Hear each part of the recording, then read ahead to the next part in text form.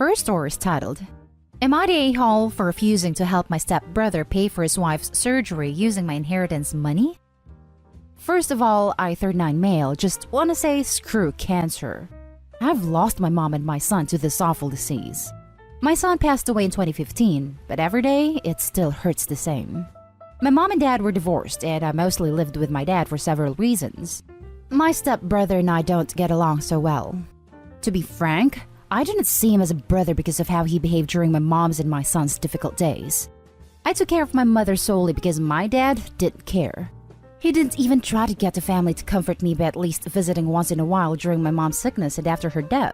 No one wanted to spend time with me. I was not invited to birthdays, /family dinners, /New Year's Eve, etc. This year's Christmas was filled with tears and unpleasant memories.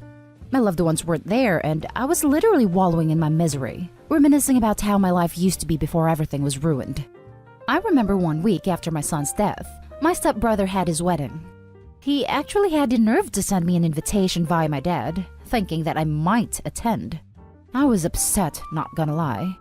They downplayed my grief and made it worse to process my loss. I inherited money from my mom, but I haven't done anything with it yet. I decided to not make major decisions during the first year of grief. My days are the same, as I just visit my aunts from time to time and we talk. My dad and stepmom have been visiting my stepbrother's wife who was in and out of the hospital for the past 2 months. I honestly don't ask since my stepmom and her son don't feel comfortable talking about it. My dad sat with me and talked about the family putting money together to help pay for medical debts and prepare for my stepbrother's wife's surgery at the end of February.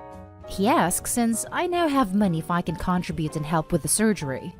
I refused and tried to change the subject, but he went on arguing about how I'm supposed to help my brother and support him, especially now.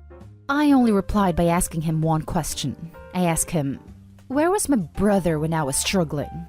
My dad didn't like that. He told me to let bygones be bygones and stop making this about me and making the situation hard for everyone.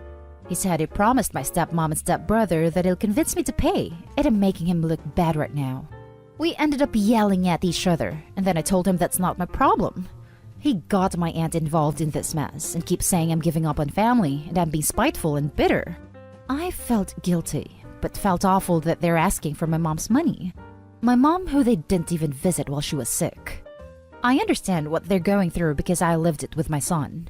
It's every father's worst nightmare to see their son struggle like that. Then to have to suffer another great loss is too much.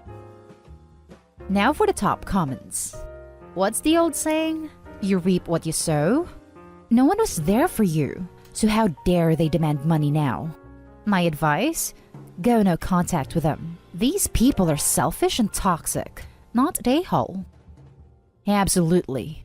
They didn't stop for some time to see how I'm doing. They were busy with their lives acting like nothing happened.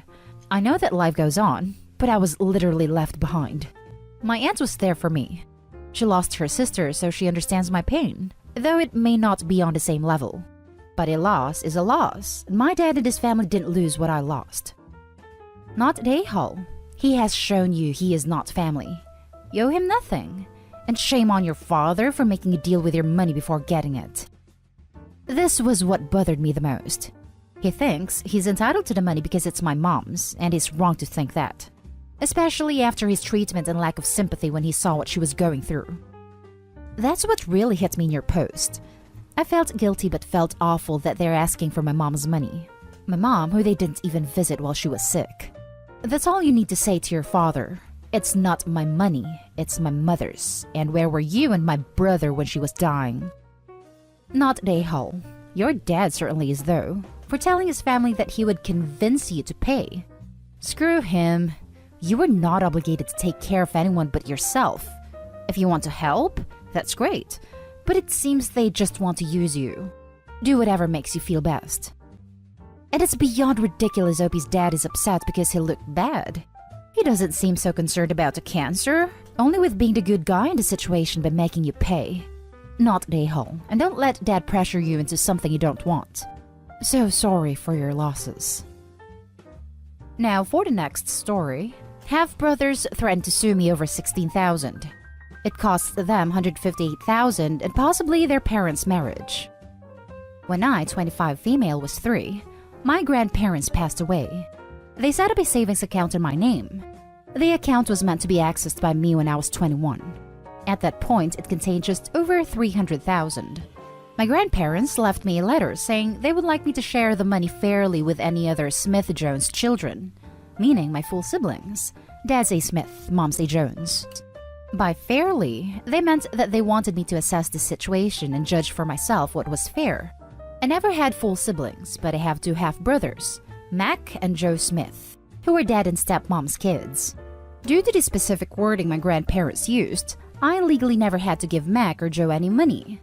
However, I see Mac and Joe as my brothers, and as the money came from our grandparents, I felt that the fairest thing would be to assign each of us 100,000, so we all got an equal-sized lump sum, and I figured that when Mac, the youngest, turned 21 and took his 100,000, we could split any remaining money.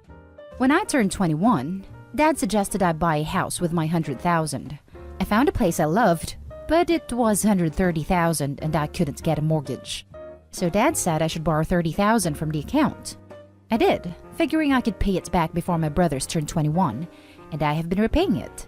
The account should be at 208,000 right now, but due to me withdrawing and then repaying that money, it's at 195,000, so I still owe 13,000. Joe turned 21 recently, and as I was giving him his 100,000, Joe noticed that there was less in the account than there should be. I explained and said I was going to put it all back before Mac, now 19, turns 21. Joe told Mac, and both boys said I stole from them and owe them the full 13,000 back, plus $3,000 of interest that they felt they would have gotten, and they wanted it all paid by the summer, which gave me less than 6 months to bring the account up to 211,000. I said I'd do it, but over 2 years as planned. The boys then wrote up a contract to that effect. I went to sign it until I saw that it said 6 months to pay it all back. I wouldn't sign as we agreed on 2 years. They said I should figure it out as they were entitled to that money and would be seeking legal advice. Later that day, I got an email, clearly written by them, saying that they intend to sue me for the 16,000, plus whatever's currently in the account, and additional damages and emotional distress on top of that. At this point in time, I'd given Joe about 50,000 of his 100,000 because he wanted it in installments. I responded that legally they were never entitled to any of it, and given their attitudes, I'd say they've already received an amount I deem fair, so that 50,000 was all they were getting. I then got a barrage of texts, calls, and emails yelling at me for going back on our deal. I blocked them. They then took to social media, saying that I was trying to screw them out of their inheritance, and rallying our extended family into harassing me over this, and it mostly worked as a lot of people messaged me. However, I got a message from this guy called Chris Smith. Chris said he was 27 and claimed to be my half-brother. I had never met him before, but he sent me photos of him as a kid with our dad, grandparents, and me. He showed me that he also had an account with 150,000 in it, and a scan of a letter from our grandparents saying this money was meant to be shared fairly among Dad's illegitimate children. Chris also told me we have another half-sibling, who is 18.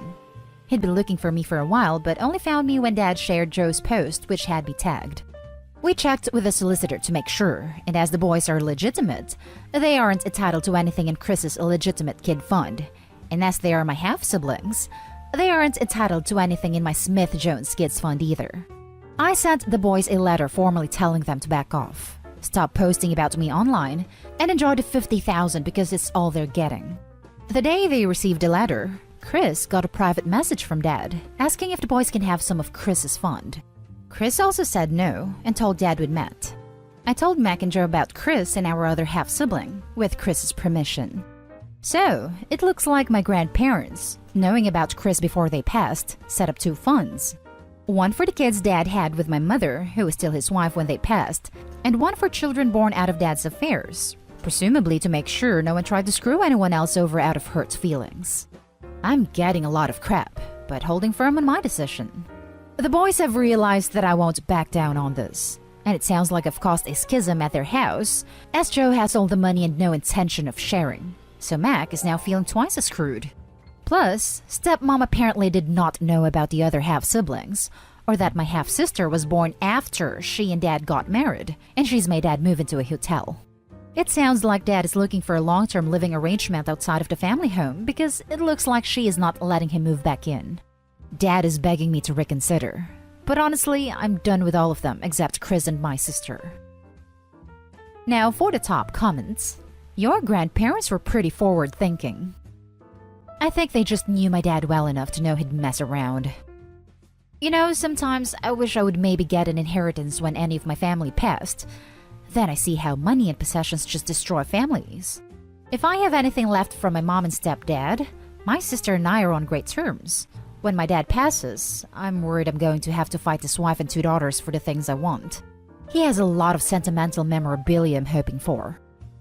The thing about inheritances is that no one is entitled to anything not specifically listed in the will. If the will states that the money goes to you at your discretion, then they're out of luck, and anything they did get was out of your own goodwill. Getting greedy and flying too close to the sun is a tale as old as time. Looks like they melted their wings, and are out of the money you were willing to give them that they weren't even entitled to in the first place. And what a shock that the one who already got his chunk won't share it fairly with the other one. It serves them right. You chose to give them £100,000 each out of your inheritance. That's not the same as them being entitled to 1/3 of the fund. You tried to do right by them and they tried to screw you over money you volunteered. Were the grandparents in question your maternal grandparents, Jones, or was it that your father's parents didn't approve of your stepmother / your father remarrying?